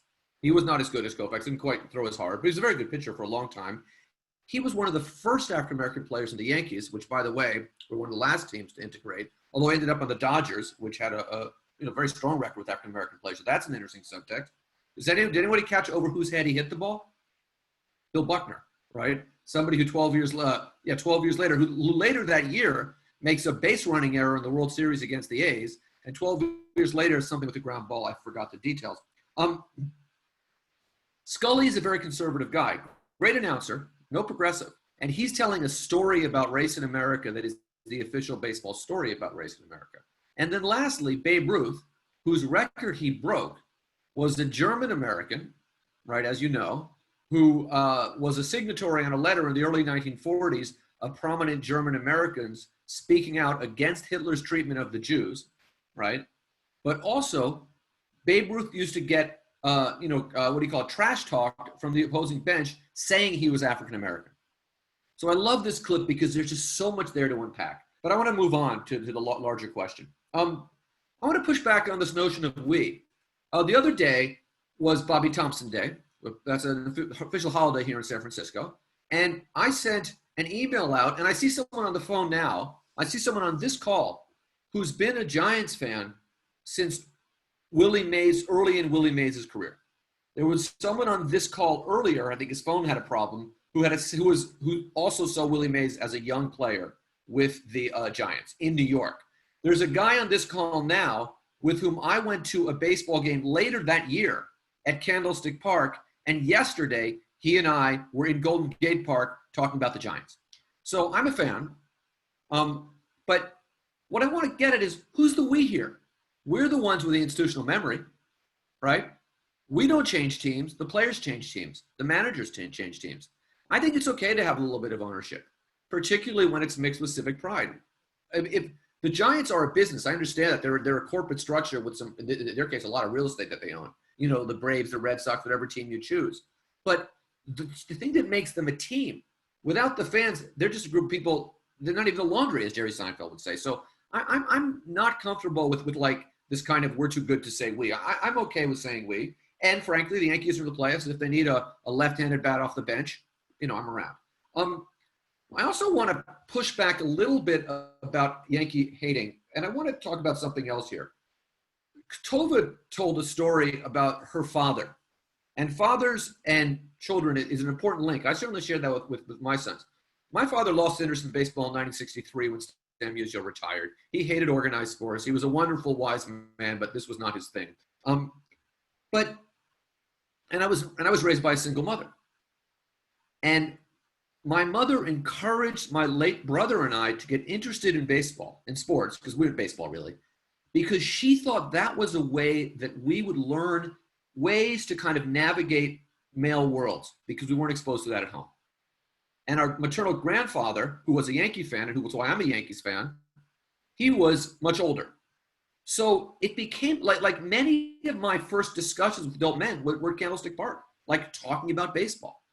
Growing up in San Francisco and in New York a little bit, having had that language allowed me to feel comfortable in situations in which I wouldn't otherwise feel comfortable. So I think it is very much a complicated notion of identity. For me, growing up as a Yankees fan outside of New York, in my Catholic school, there were two Jews, me and my brother. We were both Yankees fans, and at times it felt like we were the only progressives because we were kind of red diaper grandbabies. So all of those identities were intertwined, right? And of course, that's not quite exactly how the world is. But when you're outside, you grab onto that. For me, my roots in New York were important. I've lived my entire adult life there. And the Yankees were a big part of that. My children feel the opposite, right? My children feel like their identity as Giants fans ties them to San Francisco, which is a city where they have a special relationship, even though they live in New York. Now, this is one other thing I want to say about being a Yankees fan, because it is a lot of the things people say about why they hate the Yankees. Listen closely. They throw their money around too much. Somehow they're using their money to get an unfair advantage. Stop me when this sounds familiar. They're very loud, right? They're showing. We know that New York is code in a lot of circles, and sometimes the Yankees are too. So I would just alert you to that, because that is something that I hear too much. And last thing, Adrian talked about his grandmother. You know, my grandmother, I put this in the chat, she was a Yankees fan because she grew up my grandfather grew up in the Bronx. She grew up in Harlem, but became a Yankees fan because the time she was coming of age, it was Babe Ruth and it was the Yankees, and it was a lot going on there, right? She wasn't a big baseball fan, but when she was in her 80s, somehow, I guess because I was at the table, Hank Greenberg's name came up. And she knew his war record. She knew who he was, right? My grandmother was born in America. Her parents were immigrants. She was born in 1911 in New York. My grandfather in 1907. For that generation of immigrants, and Jews probably at least as much as any other group, because Jews didn't want anything to do with the old country for kind of obvious historical reasons. Baseball was was a way of becoming American. And, you know, I'm a third generation American, but I think for a lot of people today, a lot of immigrants today, it's not. And that, to me, is a changing role when we talk about community and America's culture. That's a way that baseball has changed for us, because in our, I know that for me, you know, for my mother, it was very upfront. She told me this when I was growing up, you know, this is a way to kind of relate to the male world, but it also was relate to America. You know, I was largely raised by an old Jewish communist born in 1907, right? Like I was pretty old before I was anywhere besides New York City and the greater Bay Area, right? I went to UC San Diego for college. I thought it was the weirdest place I'd ever been. Like, people went to church and like were married to each other. It was weird, right? So for me, the language of baseball was a passport to America as somebody who obviously, like, you know, I'm a third generation American, but I live in, you know, some weird radical left-wing city, raised by some, you know, in an unusual situation. So that's also, but I think that has changed. Baseball doesn't mean that to America anymore. It may mean that to us in our own personal stories. Some of us on this call, we're obviously self-selecting into this, our own personal stories and our own identities. But that broader meaning for me isn't there, and that does change the notion of the broader community. Thanks, Lincoln. I'm sorry, one last point. Go. One last point. I wrote a book because Tova was talking about her father, and these questions of these memories, you know, I'm sure when I'm very old, I'll remember the Giants in the 70s and the 80s and the Reggie Jackson era Yankees. And the short answer as to why is because it's more important than what I had for breakfast that morning. But for me, I wrote a book about San Francisco political history. And a big part of that story was the Giants. And for me as a fan, it's a little bit like what Craig said. There was always something else going on in his life during the summer of whatever year. But for me, it's the opposite. Whatever else was going on in my life, there was baseball. So for me, for 1978, for many San Franciscans, is a traumatic year. It is the year of the assassinations. It is the year of Jonestown. It is all kinds of other things were going on. Proposition 6 fails. You could read my book, San Francisco Year Zero, to get all that. But I start my recollection of 1978 with how are the Giants doing? And that, when I'm talking about a city like New York or San Francisco, any year in New York, we'll talk about the 1993 mayor's election, but the first place I go is that Yankees team that was good but not quite good enough. So that's part of how I see it as a fan too. It's deeply integrated into my scholarship, particularly as my research returns more to urban politics and history as opposed to, you know, the former Soviet Union where baseball less central. Sorry. Oh, no worries, no worries. No, this is great stuff. So we're at 8:15, and I mean, I have so many things to say, but I'm gonna rein myself in, and I want to pose the last question, and then maybe what we could do in the midst, as the panelists answer the last question. This is Tova's suggestion. I think it's a good one. If folks want to chime in from the audience, you can just put your question in the chat, or raise your hand, and we can unmute you if you'd like. So I do think in all of these answers, even those of us who are rightfully skeptical of fandom, right, and the ways in which it's manipulated by baseball franchises, and the ways in which it facilitates exclusions, quite frankly, right? The whole thing of Yankees suck or Red Sox suck, or I love this team and I hate this team. You know, there's no question that that's part of the equation. But I think these answers also are highlighting the ways in which many of us enjoy, I mean, baseball, right? And experience fandom as it relates to our own family history, as it relates to how we've connected with elders, as we connect with others. I have to just jump in here really fast because it's a Yankee story, but it's relevant. I had a colleague of mine, friend, who kept inviting me over to his house to watch Yankee games. And he was a huge Yankee fan. And this was in 2017 when they were playing the first round of the playoffs versus the Cleveland Indians. It was Game 5. And I kept rejecting his invitations because I'm not a Yankee fan. And I'm like, that's not fun. I'm not going to go watch a Yankee game with my Yankee fan friend. So I go, and I went there intent on rooting for the Indians. It was CC Sabathia was pitching against their best pitcher. I can't recall his name. Kluber, I can't remember his name. And his genuine love for the Yankees won me over. And I wound up rooting for the Yankees because CC Sabathia pushed himself in the ways in which that Craig Calcaterra was saying earlier, the way Greg Maddux did in that start in August 2006, right? Sabathia's performance compelled me. DJ Gregorius hit a home run that night. And really it was my friend's, you know, just love of what he was seeing there. It somehow convinced me that I should be pulling for the Yankees, a team that I despise. And I think also part of the equation too is that I knew he was struggling with an illness and he died 6 months later. There's a way in which that those dynamics are very powerful, right? And I can't help but think that they give us something to build on. I really do. And so that's really behind the last question, which is what kinds of community can baseball help us constitute in 2020 and moving forward, right? I mean, do we just simply stick with the hand that we're usually dealt with, is that you pull for a team and that's it? You're a member of a tribe or a nation and that's it? Or are you stuck being a cynical fan or a cynical critic like a lot of us are in this session, and we just are afraid to give ourselves to that experience of being a fan of something? I think we've heard tonight that even from the critics and cynics here that we're not afraid of that experience. So that's really the last question about, can baseball give us something to constitute? Lincoln said there at the end that's really yesteryear. I think that experience I have with my friend, and even some experiences I've had some of my students, suggest that, there's something more to their attachment to baseball beyond just tribalism.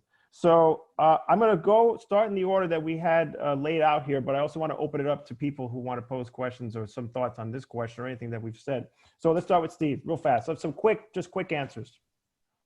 I wish we could appreciate baseball on an aesthetic basis and without the rooting basis. I think that's where I am. I think when your hobby becomes your job, you do gain some distance on it. But beyond that, I don't think we approach other things that way. Like, nobody says, I don't go to a movie unless Keanu Reeves is in it. Like, I haven't seen any of the Marvel movies. I haven't seen any of the Star Wars movies. Make Keanu Reeves Wonder Woman and I'm there. But until he is, I'm not watching it. And by the way, they should go back to like the Maltese Falcon and replace Mary Astor with Keanu Reeves. Nobody does it. They just go. They hear it's good and they go.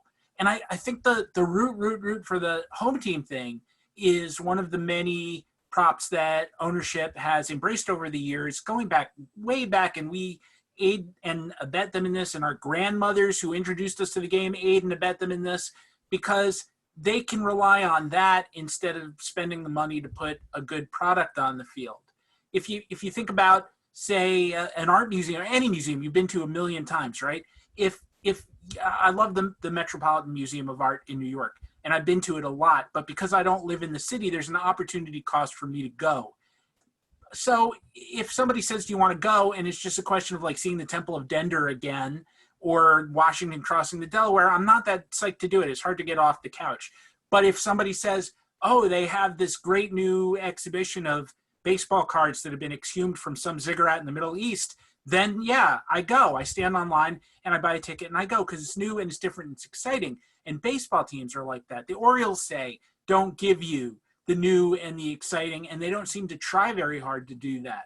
As I referenced earlier, they just give you 20 years of Chris Davis hitting 150.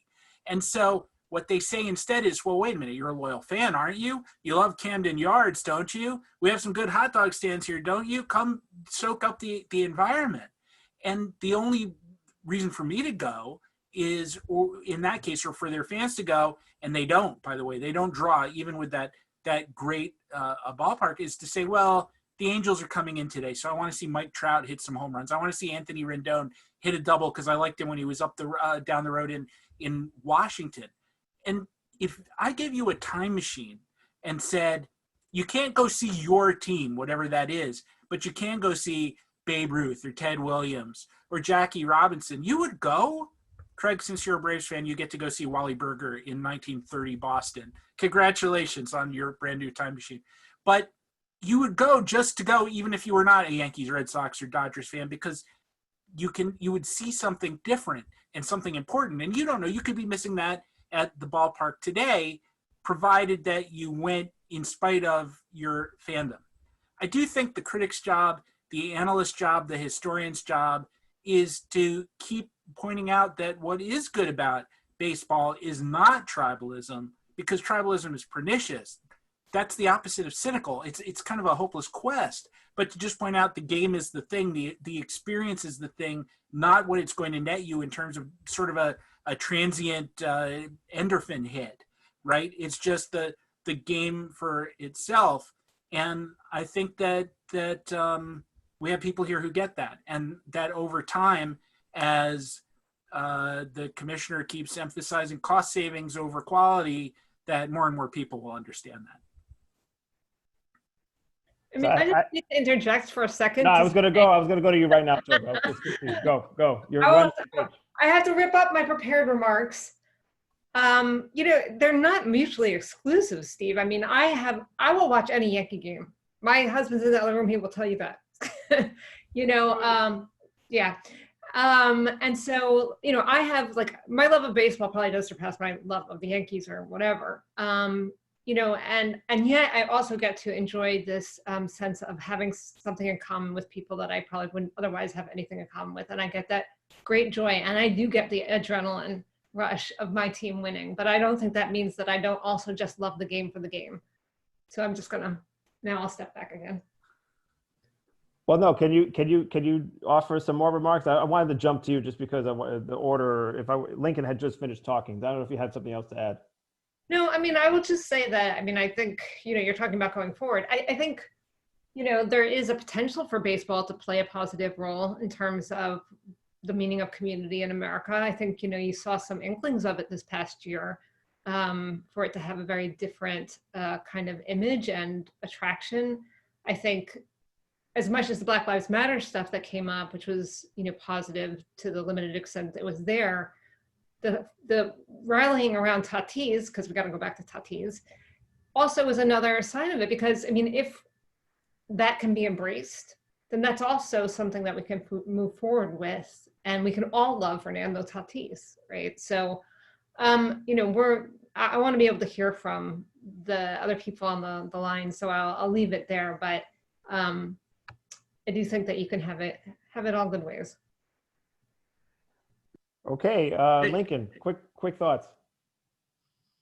I'm going to try to actually be quick here because I'm hopeful about this. And being a baseball fan has changed because as our media has changed, we've gone from broadcasting to narrowcasting. And what that means is that we're not always talking about the same things. The Padres have a good team. I don't think I can name 4 or 5 of their players. I couldn't name their starting lineups, but I can tell you in some depth about the Giants farm system, or in some depth about baseball from the 1960s and 70s. And what that means is that we now have so much media out there that we can really go deeply. Sorry, pardon me. Go deeply. Sorry, Mike, it's on a stack of books. So we can go deeply into what interests us, right, as fans. I mean, if you want to hear about, the top prospects in the Red Sox farm system, don't listen to Steve Goldman's podcast. But if you want to hear an interesting kind of thoughtful understanding of baseball history and its context, which many fans do, it's a great place to go. So we can be fans that way and find communities that way. I mean, I have several Facebook groups where I've really met people that I think of as close friends now. So, and they're not, some of them are Giants fans, some are Dodger fans. It doesn't matter because we're fans of different things. It's the history. I like the architecture of old ballparks. I collect, baseball cards from the 80s. So there's a lot of ways to go at this because we're in the age of narrowcasting now. Adrian. Yeah, as I was writing in the chat, and kind of what I love is the joy of baseball and allowing it to happen. Not the fake pumped up music, it's the moment. And we had various descriptions of those kinds of moments. And even Brooks put it in the chat about, like, one of the things I love about baseball is that you can literally be a lifelong fan and see something you've never saw before at a baseball game on the field. And it's what, to me, is so unique about the game. I mean, you can see, I'm sorry, basketball dunks are trite. Like, there's so many different ways that they've already done every dunk in the world.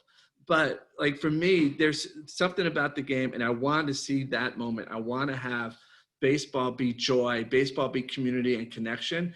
And, yeah, enough of these bogus unwritten rules, because a lot of these rules came from an era of segregation, of buttoning down on labor, I was teaching the Alou book, his autobiography, to my class.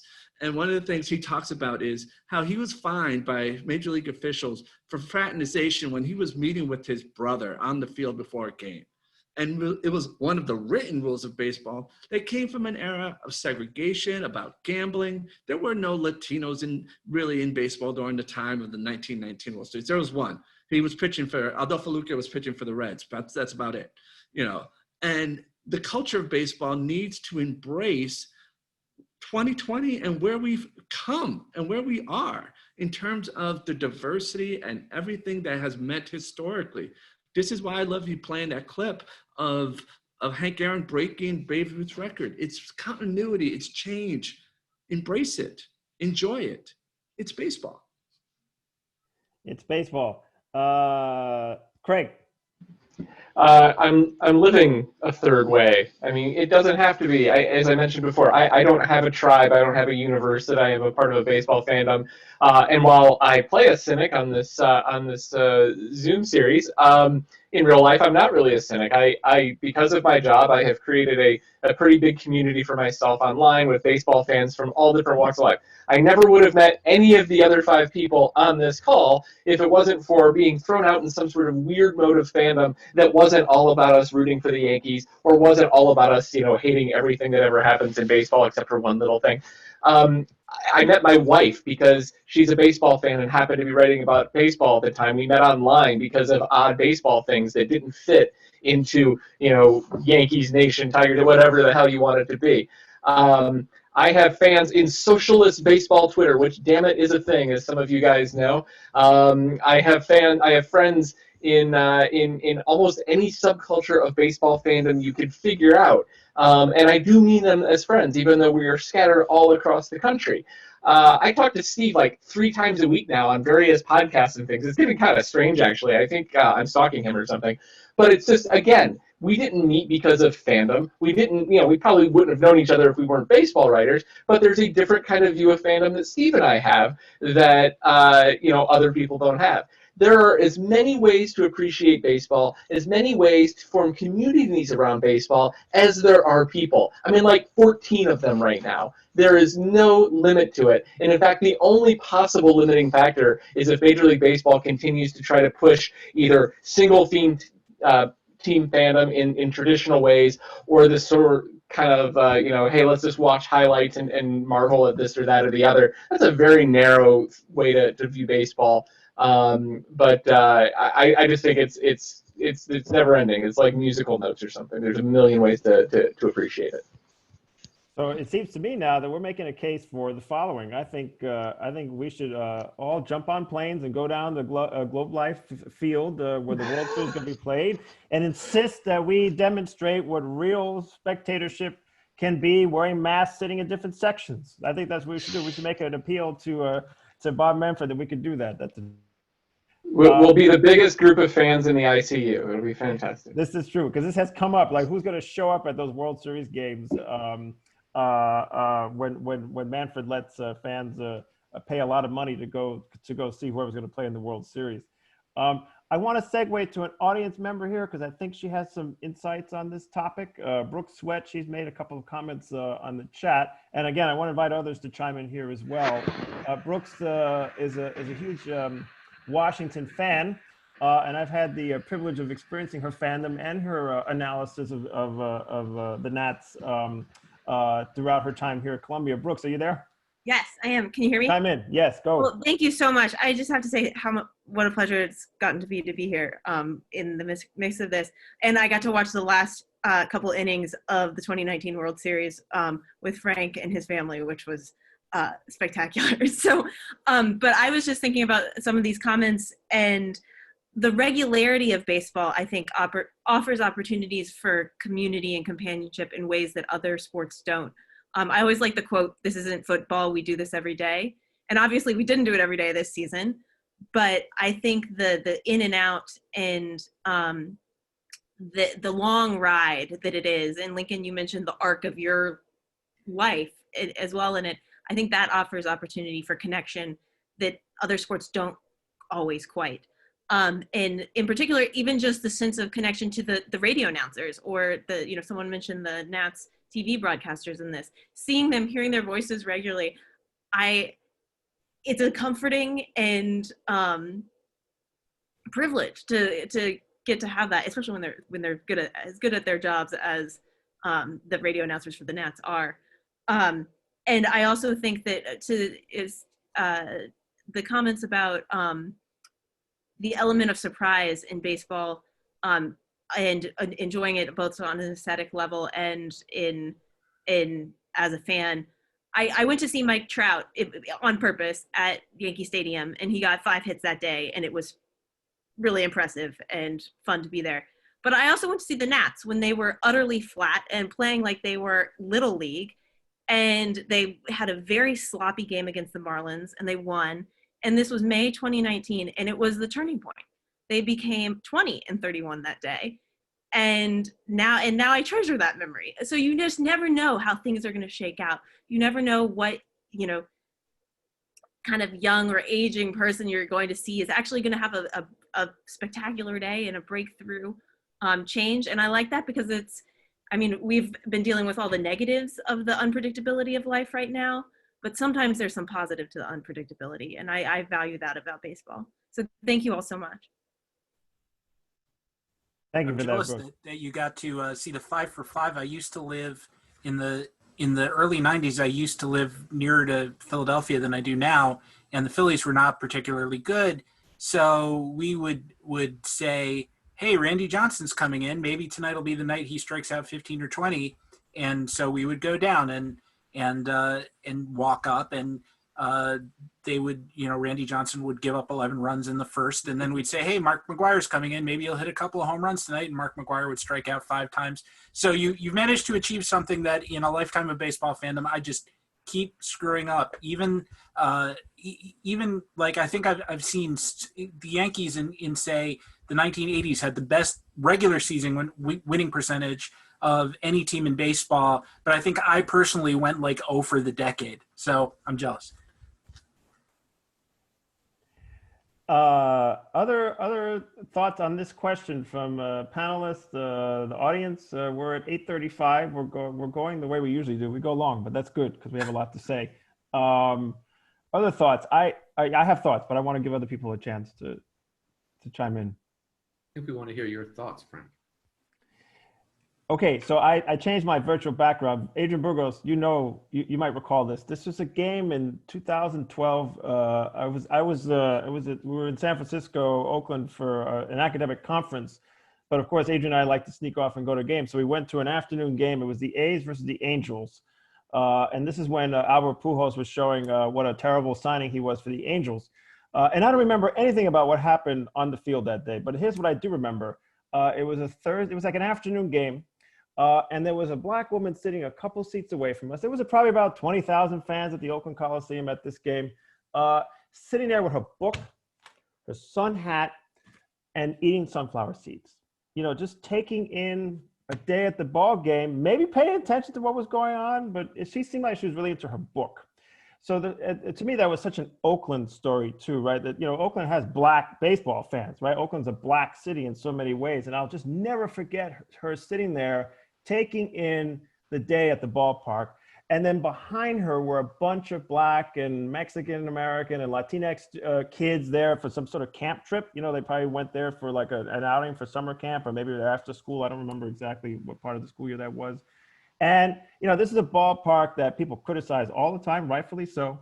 But that's what baseball gives cities like Oakland when it does it well, when it doesn't charge $5,000 for tickets, right? It gives people who are into the game and who just like to be in the environment, the possibility of spending a Thursday afternoon just taking in the day, you know. And I think that is something that's unique about baseball that a football game or a basketball game doesn't give people. I mean, it probably does, I'm sure, but to me, that was a quintessential Oakland baseball moment. And I don't remember anything else from that game, but I remember those fans that day. I know, Adrian, we were there, and I'll just never forget that as long as I live. It was just really striking to me that this is the kind of, you mentioned the kind of civic, urban quality of baseball spectatorship, and I think we were seeing that very quintessential Oakland experience that day in 2012.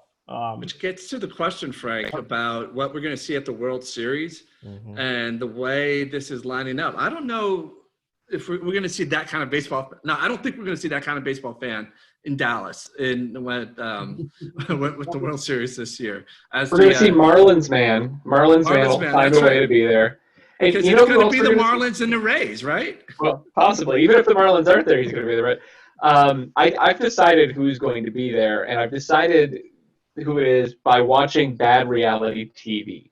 I'm going to admit that my wife and I have been watching Below Decks. Have you seen Below Decks? Below Decks is a show that is about yachting, and it follows like people in these yachts in the Caribbean and Mediterranean and stuff like that.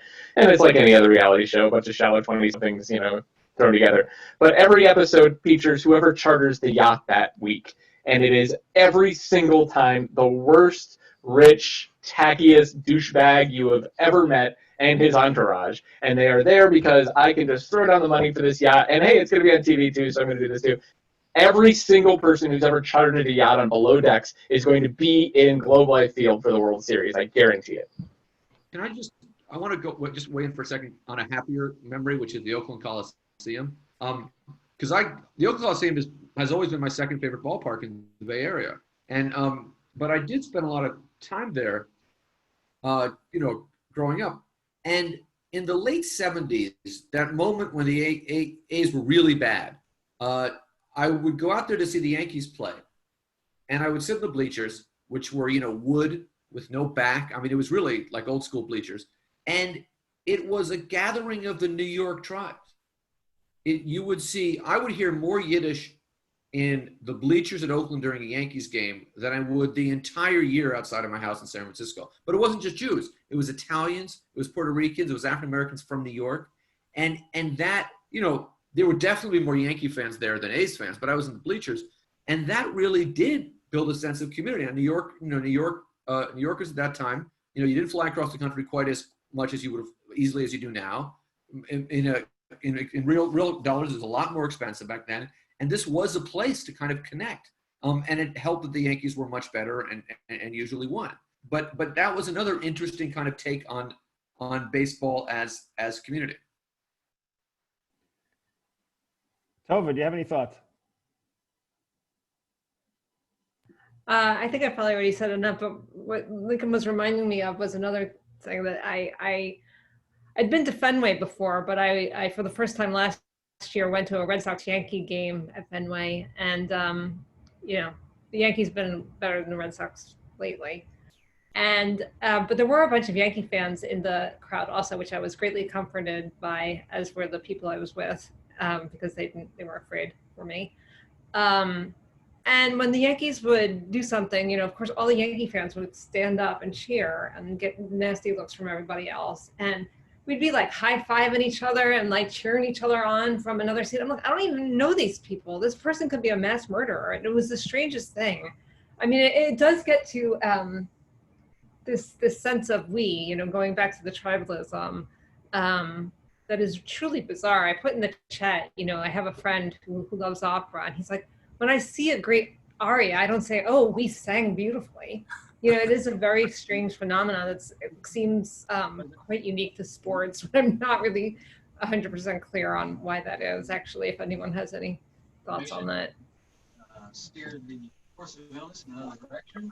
I know that this was, maybe I overweight this experience in my memories, but when I was researching my biography of Casey Stengel, I went up to Boston to do some research up there, and I was walking down Newbury Street at twilight, which is like I guess it's a touristy area. It's very crowded, and there's a lot of cross traffic shooting back and forth, pedestrians and bicyclists, and the blocks are only about like this long, and there's a stop sign at the end of every block.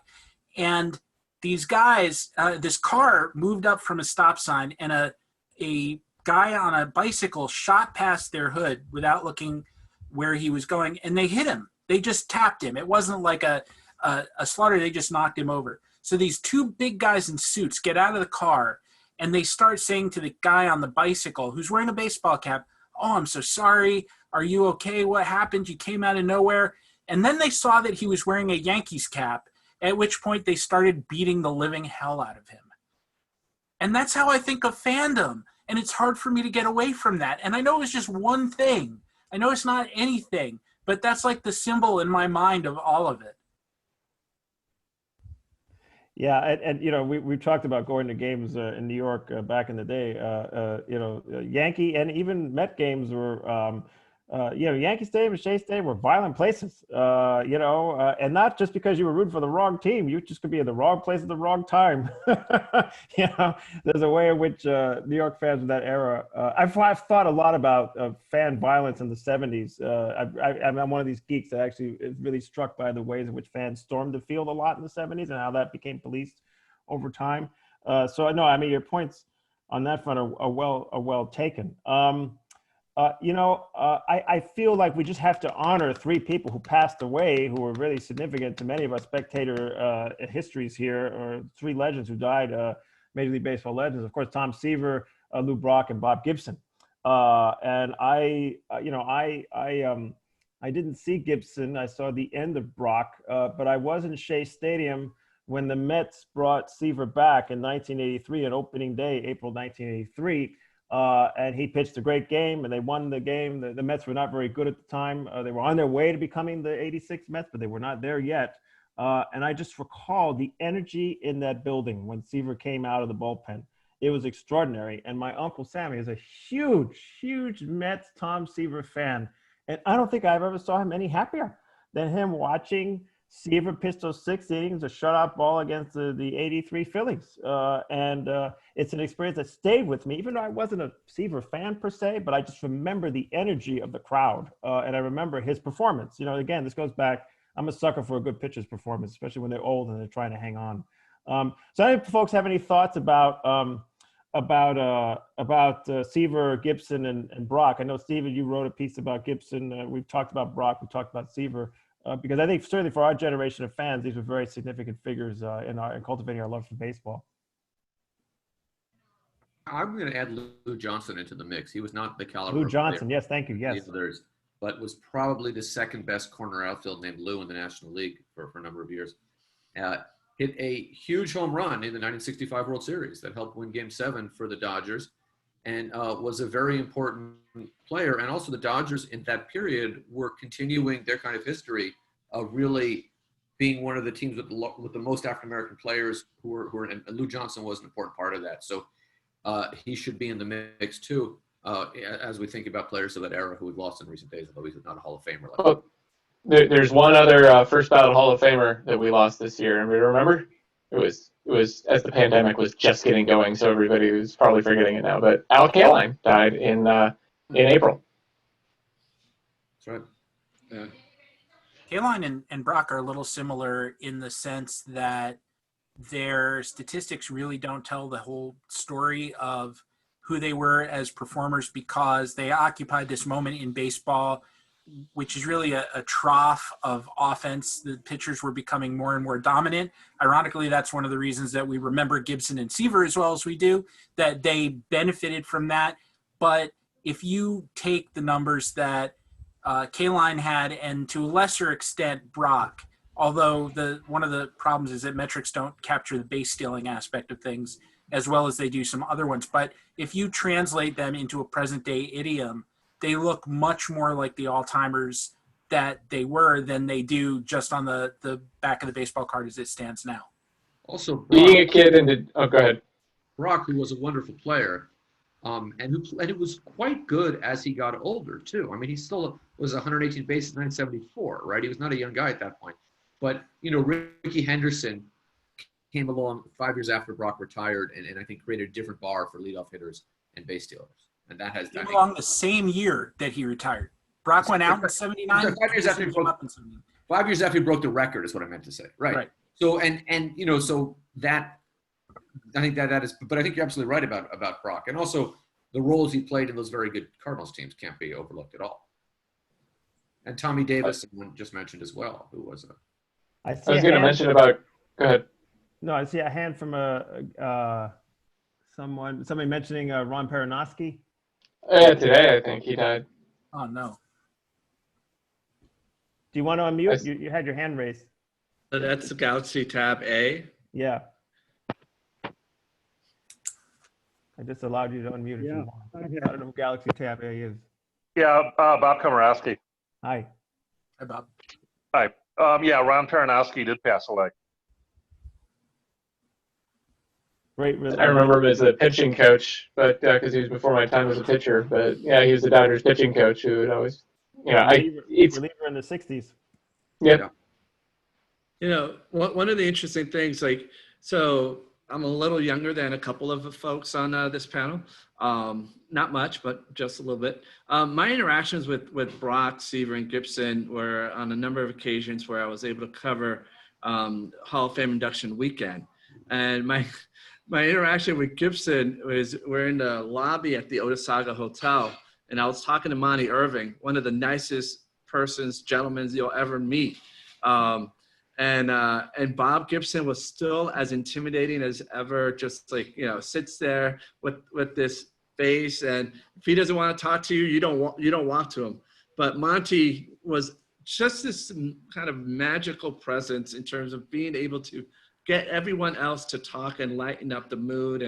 And so I remember him telling Bob, like, come on, Bob, we're not playing the game. Well, how about you talk to this young fella here, and tell him a little bit about your experience.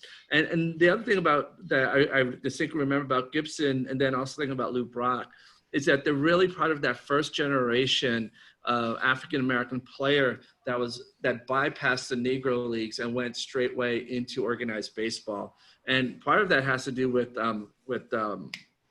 Buck O'Neill, who was scouting for the Chicago Cubs, who scouted both Brock and Gibson, but was successful in getting Brock to the Cubs. And so, very different eras of baseball kind of transitioning there.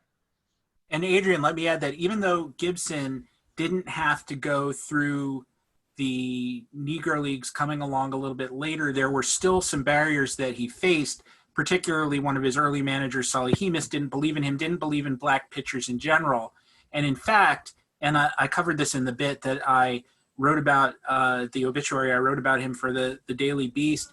If you look at just how many black pitchers were being used by the time that Gibson came along, so on the position player side, we had Jackie, we had Campy, we had Luke Easter, we had Larry Doby, we had all these guys.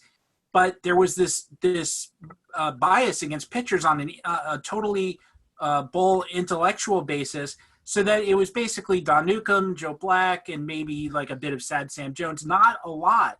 And so Gibson had to overcome all of that before the Cardinals really gave him a chance. Okay, so we're approaching 9. I don't know if folks want to offer some closing thoughts. I think we successfully had a conversation that didn't get deep into contemporary politics. So I think we should congratulate ourselves for that, given that that was an ambition. Not that we shouldn't do that, because we certainly will, and we have. But I'm very impressed that we kind of kept that at bay tonight. That's very impressive, given the catastrophes that are happening every day in our country. Yes, that's true. I mean, certainly when Gibson comes along, it's in the chat here. It was mentioned that certainly the pitcher position was treated analogously to the ways in which the quarterback position was for in football, right? The real reluctance to allow black pitchers to perform, and again, not just the Gibsons, but I'm thinking about Juan Pizarro and people like that who were struggling to break in the early '60s. You know, in the American League.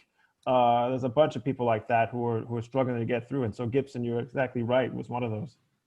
Other thoughts as we draw this discussion to a close?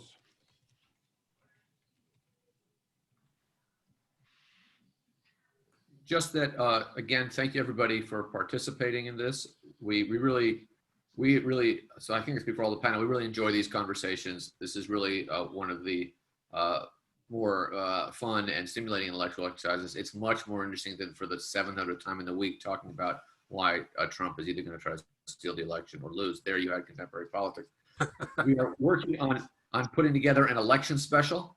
We have to kind of figure out some of the details around that. So keep your eyes open for the email about that, and feel free to share both the information. If you like these panels and you want to invite more friends, send their names to me. I'll put them on the list for sending out the invitations and all of that. And I will be sending out an invitation to everyone who's here, an invitation email tomorrow or the next day with the link to the YouTube video, so that if you have friends who say, I heard there was this brilliant panel, but I missed it, you can send them the YouTube video. Feel free to circulate that. But again, thanks for all the great questions and for participating with us here today. Thank you all. I'm really seriously thinking about joining that. What was that group that you mentioned, Craig? The Socialist Baseball Fan? Socialist Baseball Twitter. Socialist Baseball Twitter. We're going to bum rush Globe Life Field during the World Series. I'm kidding. Thank you all. This is a pleasure. Oh, absolutely. That goes without saying. I wear more than masks. I have to go there with a bulletproof vest probably, because there'd be probably some people who want to take me down. Anyway. I'm ready, guys. Okay. Until next time. All right. Bye, everybody. Good night. Bye, everyone.